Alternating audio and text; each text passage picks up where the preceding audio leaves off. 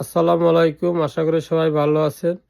আমাদের দেশটা দিনে দিনে অন্য অন্য দেশের মতো, যেমন উদাহরণস্বরূপ পাকিস্তান, আফগানিস্তানের মতো হতে যাচ্ছে। এই প্রতিনিয়ত আন্দোলন, প্রতিনিয়ত একটা না একটা ঝামেলা আহ, হইতেছে। তো এবং প্রায় গৃহযুদ্ধর কাছাকাছি। বেশি দিন হয়তো বা বাকি নেই যে এই ধরনের গৃহযুদ্ধ লেগেও যেতে পারে। তো এখন এই থেকে পরিত্রাণ পেতে হলে এই যে ছোটোখাটো যারা আন্দোলন করে তাদের আন্দোলনগুলোকে যদি যৌক্তিক হয় তাদের সাথে আলোচনা করে মিট করে দেওয়া উচিত বলে মনে করি। এই যে অটো রিক্সা বা ব্যাটারি চালিত যে গাড়িগুলো আছে, যানবাহন, আমি বলতে চাই যে এরাও তো 5ই আগস্টে অনেক আন্দোলনকারীকে উপকার করেছে। তাদেরকে বাঁশের লাঠি এনে দিয়েছে, ইট এনে দিয়েছে, তাদের সাথে আন্দোলনে ছিল। এখন তাদের কথা ভুলে গেছে। এখন যারা ক্ষমতায় গেছে, এখন আর এই অটো ভ্যান যারা চালায় তাদের দিকে এরা তাকাইতেছে না। এখন তাদেরকে আর দরকার নাই।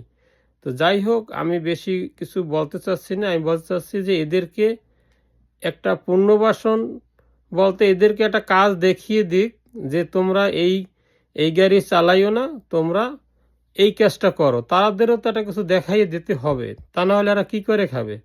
এরা যদি বেকার হয়ে যায়, আমাদের দেশে চুরি ডাকাতি এবং অন্য অন্য অপকর্ম বেড়েই যাবে। তো এবং আইনশৃঙ্খলা তখন আর এই আমাদের নতুন সরকারের পক্ষে সম্ভব হবে না নিয়ন্ত্রণ করার।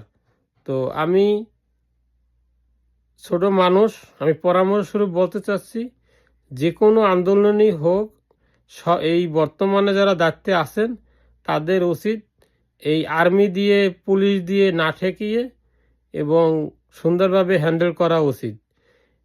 এবং এই আর্মি পুলিশ দিয়ে বিগত সরকারও পারে নাই, ভাই আপনারাও পারবেন না। এবং শ্রমিকের গায়ে বেদর মারধর মারধর করা হচ্ছে। আসলে যারা আহত হয়ে তাদের জন্য দুঃখ প্রকাশ করছি। আর যারা এই যে কিছু কিছু পুলিশ অফিসাররা দেখতেছি যে সত্যিকারে তাদেরকে লাঠিপিটা করেছে, এজন্য তাদেরকে নিন্দা জানাচ্ছি। এবং রিক্সা শ্রমিকদের বলতেছি, ভাই আপনারা বাস ট্রাক ভাঙার কোনো দরকার নেই। আপনারা আন্দোলন যদি করতে চান তাহলে শান্তপূর্ণভাবে আন্দোলন করা যায়, সেভাবে করেন। এই গাড়ি ভাঙচুর করে আসলে বেশি দিন আন্দোলন করে টিকতে পারবেন না। সুন্দরভাবে আন্দোলন করলে তখন আর পুলিশ প্রশাসনের কিছু বলার থাকবে না।